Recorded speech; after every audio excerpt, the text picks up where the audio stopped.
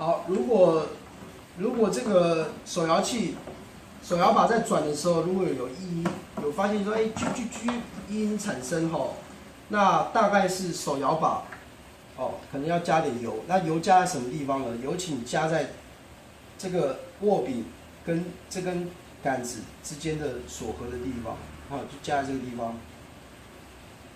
好，让这个油可以转一下，让这个油可以跑进去，好，